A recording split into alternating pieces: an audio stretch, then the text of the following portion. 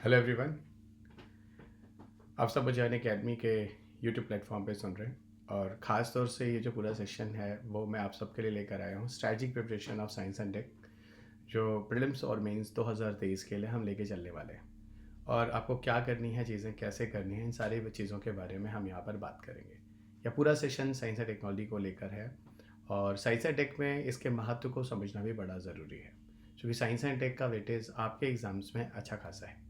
और बहुत सारे कन्फ्यूज़न्स हैं, बहुत सारी गलत फहमियाँ हैं अगर मैं बोलूँ, जो विज्ञान तकनीकी को लेकर ख़ास तौर से है कि इसमें आप समसामयिकी पढ़ लीजिए, कुछ और पढ़ने की आवश्यकता नहीं है, या वगैरह वगैरह, वॉट एवर इट इज़। सो ये सारी चीज़ें मैं आपको दिखाऊंगा, मेंस में भी क्या करना है, प्रीलिम्स में क्या करना है। इन सारी चीज़ों को आपको यह वीडियो उम्मीद करता हूँ कि आपका आँख ज़रूर खोलेगा इस सब्जेक्ट को लेकर। वीडियो की शुरुआत में I would like to introduce myself. मेरा नाम डॉक्टर रवि अग्रही है। मेरी एक संस्था है that is Purvanchal IAS Gorakhpur, where I am taking the face to face classes for all of you. मेरी 2 किताबें आती हैं मैक्रा हिल पर, one is on science and environment. बाकी आप उनसे जुड़ने के लिए अनअकैडमी से जुड़े रहें। ये मेरा टेलीग्राम चैनल है जहाँ पर आप मेरे PDFs और वीडियो लिंक्स लेते रहते हैं। अनअकैडमी पर जहाँ मेरी क्लासेस होती हैं, और ये रवि UPSC कोड है जो कि आप कोर्स को ज्वाइन करते समय से यूज़ करने पर आपको अतिरिक्त डिस्काउंट मिलता है। अनअकैडमी पर आपको इंडिया के बेस्ट एजुकेटर मिलते हैं जो UPSC CSE की क्लास लेते हुए मिल जाएंगे। देर हाईली एक्सपीरियंस फैकल्टी जो आपको एक ही मंच पे उपलब्ध है। आइए फाइनली बात करते हैं स्ट्रैटेजिक प्रिपरेशन में हम क्या करेंगे। देखिए, स्ट्रैटेजिक प्रिपरेशन में सबसे पहले तो हमें ये जानना होता है कि जब भी हम किसी सब्जेक्ट की प्रिपरेशन करते हैं तो उस सब्जेक्ट का वेटेज कितना होता है। यानी अगर आप प्रीलिम्स के लिए जा रहे हैं या मेंस के लिए जा रहे हैं तो आपको ये समझना होगा उस सब्जेक्ट का वेटेज कितना है। जिस हिसाब से वेटेज है उस हिसाब से आपको महत्व देना है। यहाँ आपका इंटरेस्ट मैटर नहीं करता है कि आपको कौन सा सब्जेक्ट ज़्यादा प्रिय लगता है। यहाँ ये इंटरेस्ट ज़्यादा मैटर करता है कि UPSC को किस सब्जेक्ट में इंटरेस्ट ज़्यादा है। तो the first part of your strategy, आपको ये ध्यान रखना होगा कि किस विषय का वेटेज आपके परीक्षा के लिए कितना है। तो यहाँ पर अब बात होती है विज्ञान तकनीकी के बारे में, उसका महत्व कितना है। दूसरी चीज़ आपको ये ध्यान होगा कि मोस्टली पेपर जो होता है, अगर आपको दिखाऊं तो विज्ञान पर वो आपके विज्ञान तकनीकी में वो कंसेप्ट बेस्ड होता है। यानी आपको सूझबूझ और समझ डेवलप होनी चाहिए विषय के बारे में, ना कि पहले दिन से आप फैक्चुअल डेटा के पीछे परेशान हो और तथ्यों को लेकर आप उसको रट रहे हो। क्योंकि आपके पेपर में क्वेश्चंस में ऑप्शंस होते हैं 1 2 3 4 कौन कौन से सही हैं, और यहाँ पर पूरा का पूरा कॉन्सेप्चुअल क्लैरिटी के बेसिस पर, और प्लस आपको साथ साथ एलिमिनेशन भी जानना होगा, क्योंकि ऑप्शंस के बेसिस पर भी हम कैसे क्वेश्चंस का उत्तर सही टिक कर सकते हैं। तीसरी चीज़, हर बार क्वेश्चंस कुछ ना कुछ क्रिएटिविटी वाले दिए जाते हैं, यानी कुछ ना कुछ जहाँ सोचना, बूझना, परखना वो चीज़ें होती, यानी आपको हर विषय की अंडरस्टैंडिंग होनी चाहिए, क्योंकि हर विषय की समझ होनी चाहिए। खासतौर से मैं आपको साइंस एंड टेक्नोलॉजी की बात कर रहा हूँ। UPSC को क्रिएटिविटी चाहिए। यहाँ पर ऐसी चीज़ें आपको ज़्यादातर क्वेश्चंस ऐसे मिल जाएंगे जो आप सिर्फ एनालिसिस कर कर ही उनकी पहचान कर पाएंगे। इसीलिए मैं आप सबको बोलता हूँ कि प्लीज़ जो PYQs है, और ख़ासतौर से वो PYQs जो UPSC के हैं, वो आप पहले लगाइए, क्योंकि वो ही PYQs हैं जो आपकी आँख खोलने वाले हैं। एक्चुअल में UPSC का क्या स्टैंडर्ड है, UPSC का क्या डिमांड है साइंस एंड टेक्नोलॉजी को लेकर, वो आपको PYQ ही बताएगा। और ऐसा मैं आपको क्यों बोल रहा हूँ उसके बारे में मैं आपको भी आगे फिर बताऊंगा, क्योंकि इसके प्रीलिम्स के सिलेबस जो है UPSC में नहीं दिए गए हैं। तो UPSC में प्रीलिम्स में सिर्फ विषयों के नाम दिए गए हैं, सिलेबस नहीं दिए गए हैं।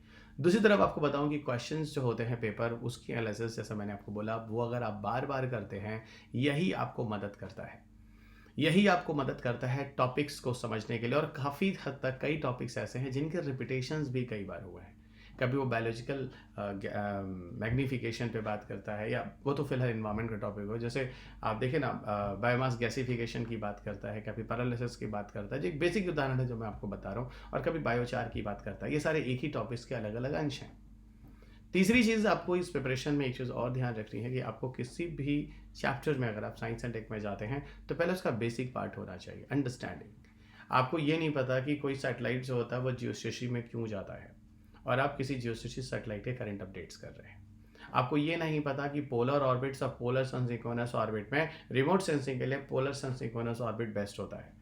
ओके, अर्थ ऑब्जर्वेशन सैटेलाइट्स में अगर हम निशार की भी बात करें, इन सब केसेस में आप देखिए पोलर सन सिंक्रोनस पोजीशन पे रख रहे हैं। तो भाई आपको ये पता होना चाहिए ना, आप निशार तो पढ़ जाते हैं पर आपको यही नहीं पता कि ध्रुवीय सूर्य तुल्यकालिक यानी पोलर सन सिंक्रोनस ऑर्बिट क्या होता है। तो पहले आपको उस विषय का बेसिक होना चाहिए।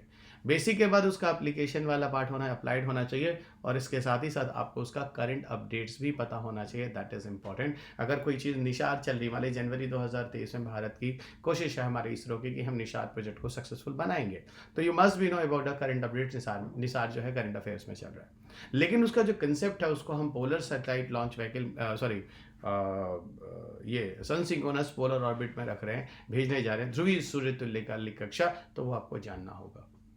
और साथ ही साथ आपको बताऊं कि करंट टॉपिक्स जो न्यूज़ में हैं उसके साथ आपको स्टैटिक फॉलो करना है, ये मैं आपको बार बार कहता हूँ, फिर कहता हूँ। स्टैटिक का यूपीएससी में उतना ही महत्व है, क्योंकि आप में से काफ़ी विद्यार्थी यूपीएससी सिविल सेवा परीक्षा में खास तौर से विज्ञान तकनीकी को समसामयिकी बोलकर निकल जाते हैं, जबकि ऐसा बिल्कुल नहीं है। इस बारे में मैंने आपको स्टैटिक क्लासेस में भी आपको अनअकैडमी पे बताया है, और क्लासेस फेस टू फेस वगैरह या मेरी किताबें जो है उससे भी मैंने सारे क्वेश्चंस को आपको उसी हिसाब से दिए हुए हैं जो आपको किताब पढ़ना ज़रूरी है, जो मैंने अभी आपको बोला था मैकग्रा-हिल से पब्लिश होती है। आपको एक चीज़ और बता दूं, मोस्टली अगर आप साइंस की प्रिपरेशन करना चाहते हैं तो साइंस में फ़िलहाल तो बहुत सारे सब्जेक्ट होते हैं।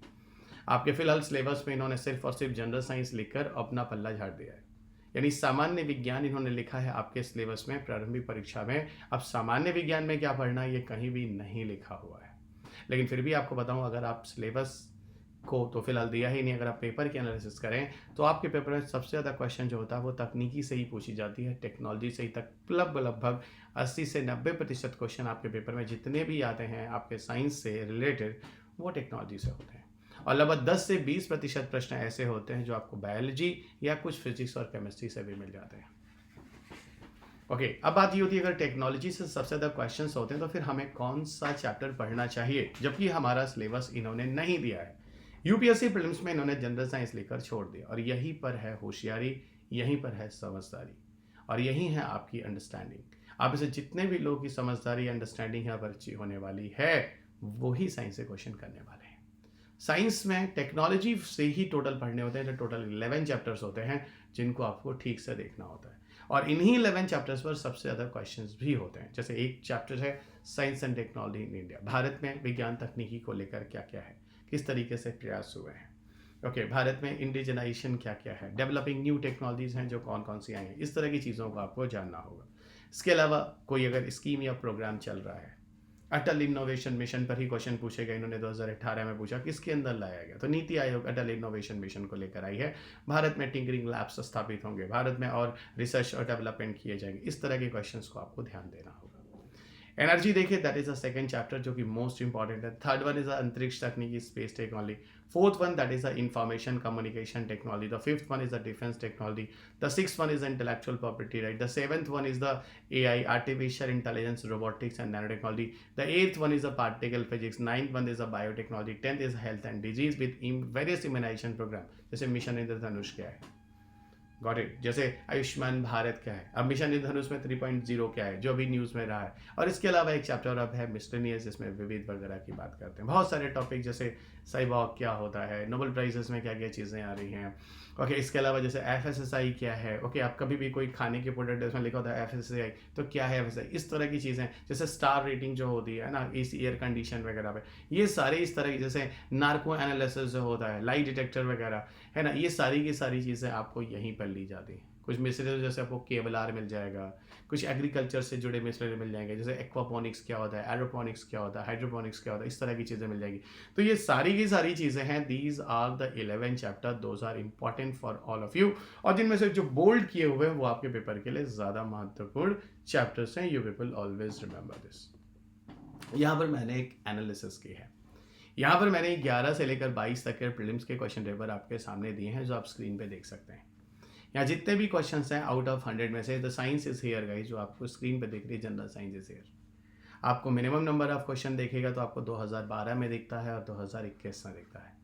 मैक्सिमम नंबर ऑफ क्वेश्चन आपको 2019 में दिखता है, दीज आर 20 नंबर्स। और लास्ट ईयर अभी आपके पेपर में जो नंबर ऑफ क्वेश्चंस रहे हैं वो साइंस से रहे हैं total 18।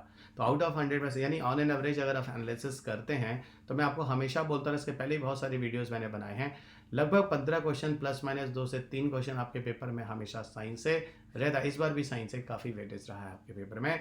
You paper should know, you paper should know. Okay everyone, और आगे लिए चलते हैं, यानी साइंस का एक अच्छा वेटेज है, इसको ठीक से और होशियारी से करना होगा। अगर हम साइंस को डिवाइड करें, जैसे मैंने आपको पहले ही बोला, साइंस को हम बहुत सारे सब्जेक्ट्स में डिवाइड कर सकते हैं। आप यहाँ स्क्रीन पे देख सकते हैं, और शायद कुछ चीज़ें मेरे पीछे हैं जो आपको नहीं दिख रही हैं, लेकिन फिर भी मैं बताऊंगा।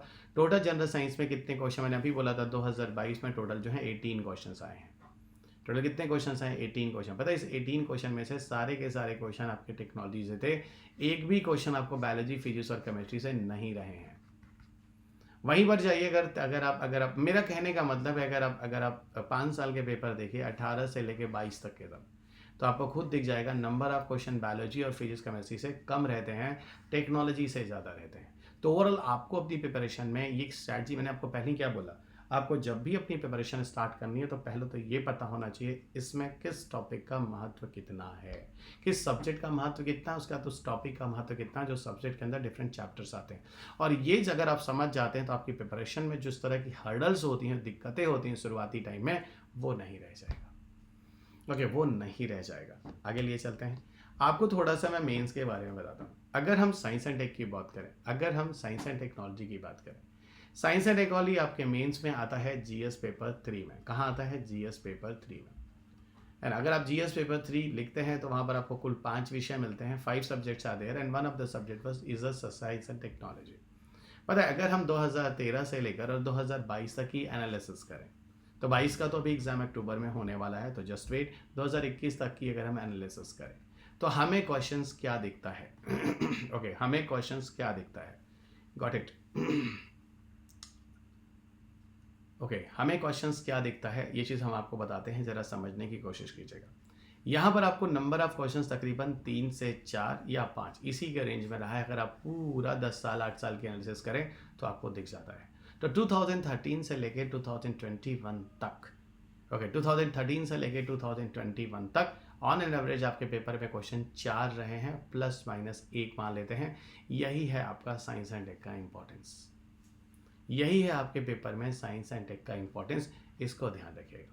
और आपको पता है, एक बात और बता दूं, आपके पेपर में जो मेंस के आंसर्स आते हैं वो या तो 100 वर्ड्स में होते हैं, 150 वर्ड्स में होते हैं, 200 वर्ड्स में होते हैं, या 250 वर्ड्स में होते हैं। जिस हिसाब से वर्ड्स होते हैं उस हिसाब से उनकी मार्क्स भी होते हैं। 50 मार्क्स के चेंजेस पर आपको देखिए 2.5 मार्क्स का वेरिएशंस होता रहता है। 50 वर्ड्स पे 2.5 मार्क्स का वेरिएशंस, और ये चीज़ आपको जानना होगा। तो 40 से 60 मार्क्स लगभग एक पेपर जीएस पेपर 3 का कितना होता है, I hope you know, that is 250 marks. उनमें से तकरीबन 50 नंबर जो होते हैं वो आप साइंस एंड टेक से मान के चलिए, यानी पूरे मेंस के पेपर में 1/5 जो रोल है वो साइंस एंड टेक्नोलॉजी का है, साइंस एंड टेक्नोलॉजी का। तो you people can not avoid the science and technology. ये एक एनालिसिस है जो मैं आपके सामने लेकर आया हूँ। एक चीज़ मैं और आपको बताऊंगा जो कि बहुत ज़्यादा ज़रूरी है इन एनालिसिस के बाद, कि आपको पढ़ना क्या है। That is very very important. आपको पढ़ना क्या है? देखिए, आपको क्या पढ़ना है, इसके लिए मैं आपको कुछ चीज़ें लिए चलता हूँ, ज़रा ध्यान दीजिएगा। Okay, try to understand it. क्या पढ़ना है, ध्यान रखिएगा। पहली चीज़ जो आपको पढ़ाई करनी है, एनसीईआरटी की बुक उठानी है। For all those are the beginners here, जो पहली बार साइंस की शुरुआत कर रहे हैं, उनको एनसीईआरटी उठानी है। और मैं आपको सजेस्ट करूँगा 6 से लेकर 10 तक की एनसीईआरटी आपको अच्छे से तैयार कर लेनी चाहिए। 6 से 10 की एनसीईआरटी आपको अच्छे से तैयार कर लेनी चाहिए। और 11 और 12 की एनसीईआरटी भी आई टेल यू कि एटलीस्ट इसको कम से कम 2 बार तो पढ़ ही लेना चाहिए। बहुत ज़्यादा आपको डिटेल में तो यहाँ जाने की ज़रूरत नहीं है। एक सरफेस लेवल की स्टडी 11 to 12 लेवल की कीजिए, 11-12 स्टैंडर्ड कीजिए, और 6 to 12 की प्रॉपर स्ट्रैटेजिक डीप स्टडी कीजिए, है ना। इसकी डीप स्टडी कीजिए और इसकी सरफेस लेवल का नॉलेज आपको होना चाहिए, खास तौर से जो टर्म्स होते हैं। और यहाँ पर तो आपको पूरे के पूरे कंसेप्ट्स भी आपको ढंग से पढ़ने हैं। तो पहली चीज़ आपको एनसीईआरटी 6 to 10 स्टैंडर्ड की पढ़नी है, दैट यू शुड नो, ये बहुत अच्छे तरीके से। 11-12 भी आपको कम से कम सरफेस लेवल पर टर्मिनोलॉजीज आपको जाननी होगी। उसके बाद आपको चलना होगा, है ना। अब एक बात बता दूँ, ये जो एनसीईआरटी आपको मिलेगी ना बच्चा, ये आपको मिलेगी, ये मिलेगी आपको साइंस की। एनसीईआरटी में कुछ भी टेक्नोलॉजी की बुक नहीं है, और आपके पेपर में वेटेज कितना है, टेक्नोलॉजी। तो काफ़ी बच्चे ऐसे होते हैं जो साइंस की एनसीईआरटी नहीं भी पढ़ रहे हैं तो भी काम चल जाता है, बट मैं आपको कभी मशवरा नहीं दूंगा, राय नहीं दूंगा, क्योंकि टेक्नोलॉजी में भी, जैसे मान लीजिए बायोटेक्नोलॉजी है और आप जीन नहीं समझते, ओके, जैसे मान लीजिए हम आपको एनर्जी पढ़ा रहे हैं, आप कैलोरीफिक वैल्यू नहीं समझते, आप सीएनजी नहीं समझते, तो कहीं ना कहीं यहाँ पर कुछ दिक्कतें हो सकती हैं। तो इसके लिए आपके लिए बेहतर होगा कि आप जब भी एडवांस लेवल पर क्लासेस करने जा रहे हैं, फाइनली क्लास में एंटर करने के पहले एक बार आप ये एनसीईआरटी जो है इन्हें ख़त्म कर लें। That is very very important. दूसरी चीज़ें आपको एडवांस लेवल पे चलनी है। एडवांस लेवल पर आपको एक बुक आती है जो आपको पढ़नी चाहिए। ओके, और याद रखिएगा हर सब्जेक्ट में एक स्टैंडर्ड बुक होती है। जो साइंस एंड टेक्नोलॉजी की मैग्रा हिल की बुक आती है, मैग्रा हिल की बुक आती है, ठीक है, मैग्रा हिल की बुक आती है, that is a 5th edition की बुक अभी मार्केट में है, and the 6th edition will come in the July last week. Okay, 6th edition ये हर साल अपडेट भी होती है, एग्जाम के अनुरूप इसमें परिवर्तन भी किए जाते हैं करेंट्स के साथ। 6th एडिशन जो होगा वो जुलाई में आपको मिल जाएगी, जुलाई 2022 में। इस बुक को ले लीजिएगा, ये बुक आपके लिए एक सिंगल सोल्यूशन होगा फॉर कमिंग 2023 और उसके आगे के परीक्षा के लिए, या तो आप प्रीलिम्स के लिए जा रहे हैं और या तो फिर आप मेंस के लिए जा रहे हो। इसमें से आपका सारा का सारा पार्ट कवर हो जाएगा, स्टैटिक पार्ट के साथ करंट अपडेट्स भी होगा जुलाई तक, और प्लस इसके अतिरिक्त जो तीसरी चीज़ है, ये इंग्लिश और हिंदी दोनों में आती है, सेम बुक होती है, सेम कॉपी होती है, ठीक है। तो मैग्रा हिल के 6 ये वाली बुक पढ़ लीजिएगा, ठीक है। और ये बुक मैंने लिखी भी है दोस्त, और ये बुक इस समय इंडिया में हाईली सेलिंग बुक भी है, ठीक है। तो इस बुक को ज़रूर पढ़ेगा, इससे आपको एक सिंगल सोल्यूशन मिल जाएगा। हर चैप्टर के बाद यूपीएससी के क्वेश्चंस भी दिए हैं पिछले 11-12 सालों के, तो ये आपको काफ़ी हद तक आंखें भी खोल देते हैं। और स्टैटिक और करंट अपडेट्स वाले जो इश्यूज़ हैं, जो जनरली मार्केट्स में या आप लोग जो बच्चों के साथ हो रहा है, जो कन्फ्यूज़न है, ये भी काफ़ी हद तक खत्म हो जाता है। तो one stop solution for all of you, आपको सिर्फ और सिर्फ यही बुक पढ़नी है। आपको और मंच पे भी ये बुक और इंस्टीट्यूशंस में भी ये बुक आपको रिफ़र करते हुए मिल जाएगी, टॉपर्स भी आपको ये बुक्स रिफ़र करते हुए दिख जाएंगे। इसके अलावा आपको एक चीज़ और बता दूं, आपको जो मेरे वाईटी सेशंस होते हैं यूट्यूब पर लगातार, जो मैं करेंट्स अपडेट्स देता हूँ, इसी चैनल पर आपको करेंट्स के अपडेट्स आते हैं, वो आप मेरे साथ जुड़े रखें, इस बुक के साथ, मेरी क्लासेस के साथ करंट अपडेट जोड़ के रखें। आपको इसके अतिरिक्त कुछ और करने की आवश्यकता नहीं है, ओके। और इसके अलावा मैं आपको एक बात बता दूं कि साइंस के अलावा मैं क्लासेस और लेता हूँ, जैसे इन्वायरमेंट, और ये दोनों ऐसे विषय हैं अगर आपने ठीक से कर लिए तो 30 क्वेश्चन आपके हो जाते हैं। तो 30 में से तकरीबन 20 क्वेश्चन, 18 क्वेश्चन आप आसानी से बना लेते हैं।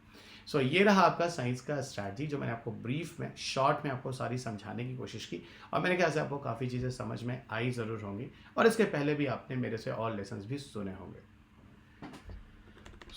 इसके अलावा दोस्त आपको कुछ चीज़ें और बता दूं, अंत में इतना ही, टेलीग्राम चैनल पर जाकर आप सारा का सारा PDF ले सकते हैं। वीडियो लिंक्स के लिए भी यहाँ से जुड़े रहें। अनअकैडमी पर मेरी जो क्लासेस हैं वो यहाँ पर होती हैं, जो आप लिंक्स यहाँ देख सकते हैं। रवि UPSC मेरा कोड है। जब भी आप कोई कोर्स यूज़ करते हैं, ज्वाइन करते हैं, तो इसको यूज़ करने पर आपको 10% तक अतिरिक्त फीस में डिस्काउंट मिल जाता है। अनअकैडमी सब्सक्रिप्शन YT UPSC अगर यूज़ करते हैं कोड, तो आपको 10% तक प्लस और आइकॉनिक सब्सक्रिप्शन में छूट मिल जाती है। इसके अलावा कॉम्बो सब्सक्रिप्शन पर भी YT UPSC 10% छूट देता है।